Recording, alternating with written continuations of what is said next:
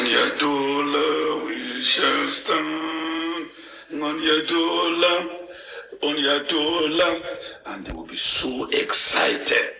He's a Nigerian lawyer, academic, and politician. It's been 26 years since 1999, and many political watchers insist that our democracy is now being threatened more than ever before.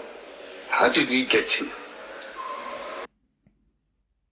Our democracy is under siege. So for those who are maybe using the concept of threaten, I think they're just being mild with words.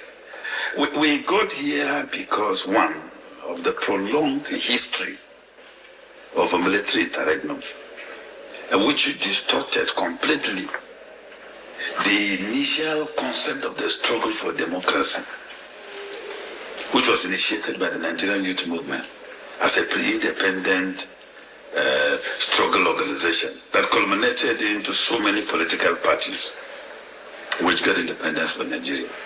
So the distortion in 1966, which introduced a unitarist form of administration against the background of the Lancaster Consensus, where Nigerians went to Lancaster and agreed on the form of federalism, which was more or less strong federating units with a loose central government.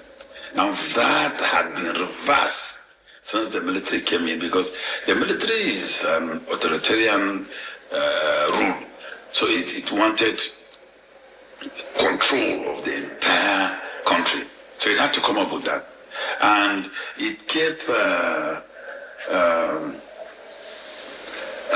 adjusting it to 1999. So what we have in 1999 is the military concept of federalism, where a very, very strong center, a powerful president, and weak subnational governments. So it is as a result of now testing or experimenting this that resulted into where we are now, because we are now at a stage of maybe imperial monarchy, where elections may not be the process with which you can determine leaders in the future, the way we are going. And for you, if you look at it generally, your crypto investing app and your stock investing app, from this threat to our democracy now? It's more or less not an issue of individuals, but looking at the institutions that played key roles in bringing us here. Under party democracy like the one we practice, the political parties are responsible for the initiation of policies, promoting the policies, marketing them to Nigerians, to key into it, and then elect such political parties into government. Now the government is supposed to be run based on the manifestos of the political party. But what we have been having since 1999 is the rule of men. It's not even the rule of law, but it's the rule of men. So every president sees himself as a sovereign. But in constitutional democracy, the people are the sovereign. So this relocation of sovereignty from the people to political entities that hold executive powers is basically responsible. Individuals do not have any role to play, because individuals who share contrary opinions are classified as dissidents, and state powers are mobilized to liquidate them first targeting their economic base. If they cannot compromise and surrender, then ultimately they lose their lives. So we've lost great men who challenge status quo. The likes of Harry Marshall, the likes of Bola Ige, who paid supreme prices. And that is our democracy. And so many others that were shot in an up till now unidentified state murder. So, all right, Honorable Minister, given your background as a lawyer and as well as a political watcher, what was your reaction when President Tinubu declared a state of emergency in Rivers State and, of course, suspended the governor, citing breakdown of law and order? Well, I informed Nigerians that we are gradually advancing speedily into monarchy. But the president, as it is, has introduced diarchy.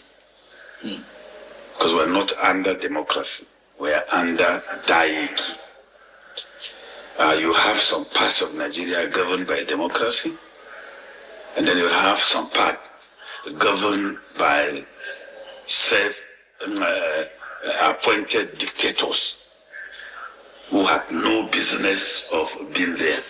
So the constitution was circumvented and some trumped up security threats were manufactured just to accommodate the rejection of godfatherism, because the people of Rivers State rejected godfatherism. And that was what offended the federal government. Because, the godson of the president, who is the minister of the FCT, actually lost almost all his investment in Rivers with the rejection of godfatherism by the people. So the governor had to be whipped into order.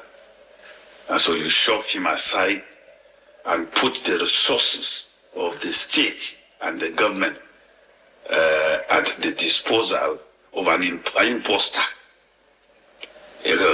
designated as a sole administrator. And the sole administrator, shamefully, had gone to present a budget.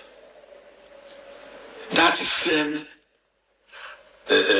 imposter had conducted elections. Yeah, how can you give what you do not have? It's an established legal principles. You cannot give what you do not have.